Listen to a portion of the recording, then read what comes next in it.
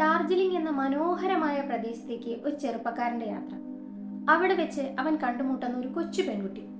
അവരുടെ സൗഹൃദത്തിൽ തുടങ്ങുന്ന ഒരു കഥയാണ് ഇന്ന് നമ്മൾ കേൾക്കാൻ പോകുന്നത്. കഥയുടെ പേര് ഹൈമന്തി. രചന സജീവ് സൗപർണിക. അവതരണം ശാമിനി ഗിരീഷ്. മഹാകാൽ ക്ഷേത്രത്തിലേക്കുള്ള എണ്ണിയാൽ തീരാത്ത കൽപ്പടവുകൾ കയറുമ്പോഴാണ് ഞാൻ അവളെ ആദ്യമായി കണ്ടത്.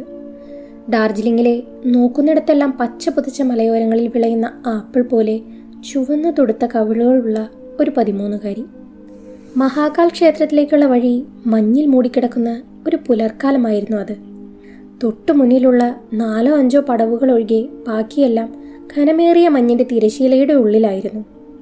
ജീൻസും ഷൂവും ടീഷർട്ടും അതിനുമീതെ കരടിയുടെ രോമങ്ങൾ നിറഞ്ഞ പോലെയുള്ള കട്ടിയുള്ള കോട്ടും തലയും താടിയും മൂടിക്കെട്ടിയ കമ്പിളിഷോളും ഉണ്ടായിട്ടും തണുപ്പ് ആയിരക്കണക്കിന് സൂചിമുനകൾ പോലെ ശരീരം ആക്രമിച്ചുകൊണ്ടിരുന്നു. കുഞ്ഞുനാളിൽ മണ്ഡലവ്രതമെടുക്കുന്ന നാളുകളിൽ അച്ഛനൊപ്പം അതിരാവിലെ അമ്പലക്കുളത്തിൽ കുളിക്കാൻ പോകുന്ന വൃശ്ചിക പുലരികളിൽ ചെയ്യുന്ന പോലെ മൂക്കിലൂടെ ദീർഘശ്വാസമെടുത്ത് വായി തുറന്ന് ഞാൻ സിഗരറ്റ് പുക പോലെ ശ്വാസം പുറത്തേക്ക് വിട്ടു.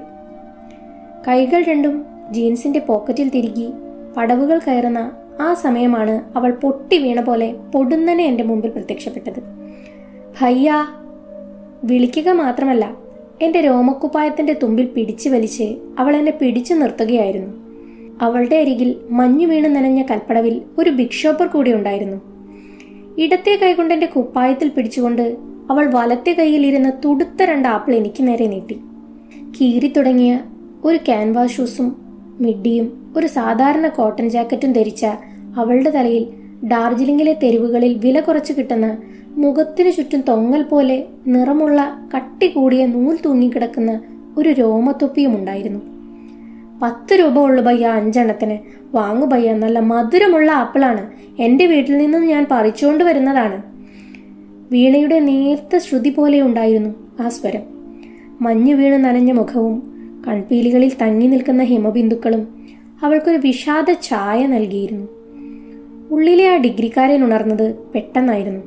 എത്ര ആപ്പിൾ ഉണ്ട് നിന്റെ കയ്യിൽ?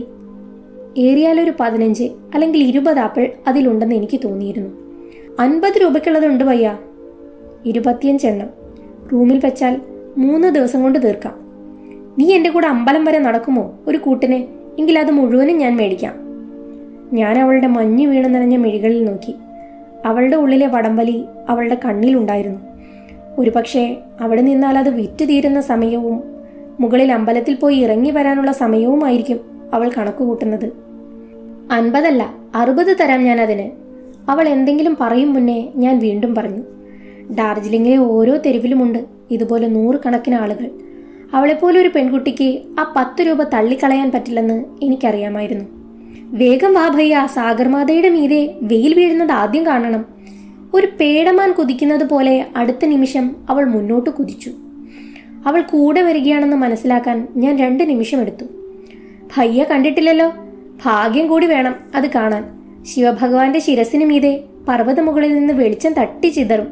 വെളുത്ത മഞ്ഞിൽ വെളിച്ചം വീണ് ഒരുമിച്ച് 100 മഴവില്ല് വിരിയും. എന്തൊക്കെ നിറമാണെന്നറിയോ? അപ്പോ മൂടൽമഞ്ഞ് കാറ്റടിച്ച് ഒഴുകിപ്പോയാൽ താഴേക്ക് താഴ്വര നിറയെ പൂക്കൾ പരന്നു കിടക്കും. പറയുന്ന അതേ സ്പീഡിൽ അവൾ മഞ്ഞു വീണ് നനഞ്ഞ പടവുകൾ ചാടി ചാടി കയറിക്കൊണ്ടിരുന്നു. ഡാർജിലിംഗിലെ പച്ചപ്പുല്ലുകളും ഉരുളങ്കല്ലുകളും നിറഞ്ഞ കുന്നിൻ ചെരുവുകളിൽ ജനിച്ചു വളർന്ന അവൾക്കൊരിക്കലും അതൊരു വലിയ കാര്യമായിരുന്നില്ല. ഞാൻ കിതച്ചു തുടങ്ങിയിരുന്നു. മലമുകളിലെ കനത്ത മഞ്ഞിൽ ശ്വാസം കിട്ടാൻ ബുദ്ധിമുട്ടുള്ളതുപോലെ തോന്നി എനിക്ക്. മഹാകാൽ ക്ഷേത്രത്തിൽ നിന്നുള്ള മണിയടി ശബ്ദം ഒരുപാട് ദൂരെ എന്ന വിധം മുഴങ്ങിക്കേട്ടു ഞാൻ. അമ്പലം മഞ്ഞിൽ മുങ്ങിക്കിടക്കുകയായിരുന്നു. മുഖവാരവും കരിങ്കൽ തൂണുകളും മഞ്ഞുകാറ്റിൽ പാറുന്ന കൊടിക്കൂറകളുമൊക്കെ പൊഴിയുന്ന മഞ്ഞിൽ മുങ്ങി വിലോലമായി കിടന്നു.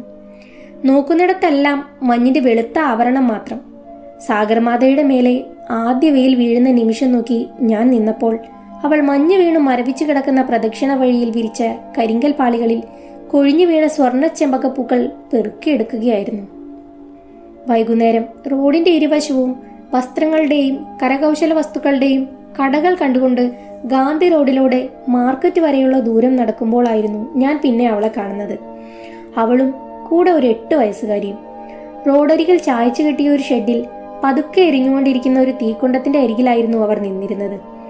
വഴിയരികിൽ ചൂടോടെ തുപ്പായും ആലുദമ്മും വിൽക്കുന്ന ഒരു ഓപ്പൺ റെസ്റ്റോറന്റ് ആയിരുന്നു അത്.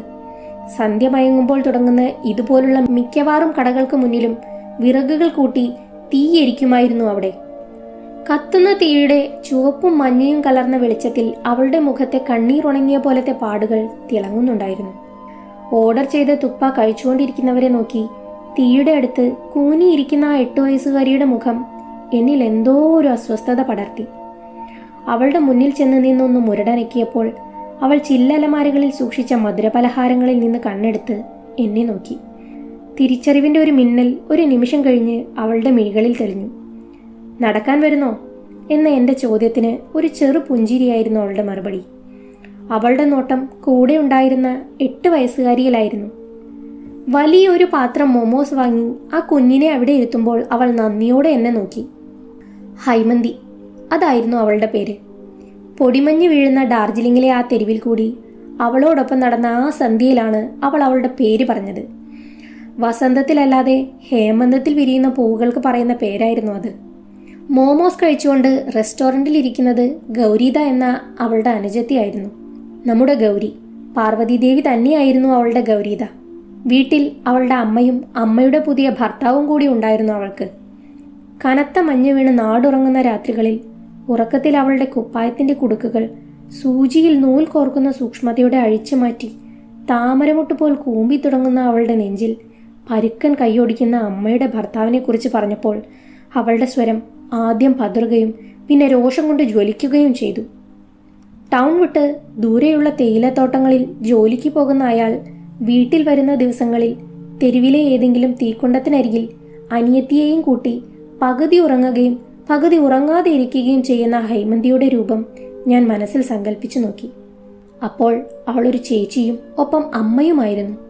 ഒറ്റയ്ക്ക് ഇറങ്ങിപ്പോന്നാൽ ചിലപ്പോൾ അയാൾ അനുജത്തിയെ ഉപദ്രവിക്കുമോ എന്ന് ഭയക്കുന്ന ചേച്ചിയമ്മ. ഹോട്ടലിലെ സുഖമുള്ള റൂം ഒഴിവാക്കി അന്ന് രാത്രി ഞാൻ അവളുടെ ഒപ്പം റോഡരികിലെരിയുന്ന തീക്കുണ്ടത്തിന്റെ അരികിലിരുന്നു. കടുകെണ്ണ മണക്കുന്ന ചെമ്പിച്ച മുടിയുള്ള അവളോട് ഉള്ളിൽ തോന്നിയ വികാരം എന്തായിരുന്നു എന്ന് എനിക്കറിയില്ല. ചിലപ്പോൾ ചില കഥകൾ, കഥാപാത്രങ്ങൾ നമ്മളെ അവരുടെ ഒപ്പം കൂട്ടിക്കൊണ്ടു പോകില്ലേ, അതുപോലായിരുന്നു അവൾ. അവൾക്ക് സ്വപ്നങ്ങൾ ഉണ്ടായിരുന്നില്ല, അതുകൊണ്ട് തന്നെ സങ്കടങ്ങളും. കേരളം എന്ന സ്ഥലത്തെക്കുറിച്ച് അവൾ കേട്ടിട്ട് പോലുമില്ലായിരുന്നു. എല്ലാ കുട്ടികളും സ്കൂളിൽ പോകുന്നു കേരളത്തിലെന്ന് കേട്ടപ്പോൾ അത്ഭുതം കൊണ്ട് അവളുടെ കണ്ണുകൾ മിഴിഞ്ഞിരുന്നു. പിന്നത്തെ 3 ദിവസം കേരളത്തിൽ നിന്ന് ഡാർജിലിംഗ് കാണാൻ പോയ ഒരു 19കാരന് അവളായിരുന്നു കൂട്ട്. പേരറിയാത്ത ആയിരക്കണക്കിന് പൂക്കൾ വിരിയുന്ന താഴ്വരകളിൽ, കുതിച്ചൊഴുകുന്ന കാട്ടരുവികളിൽ, സദാ മഞ്ഞുകാറ്റ് വീശുന്ന ഓരോ കുഞ്ഞു തെരുവുകളിൽ ഡാർജിലിംഗ് സുന്ദരിയായിരുന്നു. തൂമഞ്ഞിലെഴുതിയ ഒരു കവിത പോൽ സുന്ദരം. 3ാമത്തെ ദിവസം വൈകുന്നേരം കൽക്കട്ടയ്ക്കുള്ള വണ്ടി പിടിക്കുമ്പോൾ ഹൈമന്തിയുടെ കണ്ണിൽ നീർത്തിളക്കമുണ്ടായിരുന്നു. തെരുവിൽ നിന്ന് ഞാൻ വാങ്ങിക്കൊടുത്ത കളിപ്പാട്ടവുമായി ഗൗരീത പുഞ്ചിരിച്ചുകൊണ്ട് നിന്നു. ഹൈമന്തിയും പുതിയ കമ്പിളി ഉടുപ്പിലായിരുന്നു.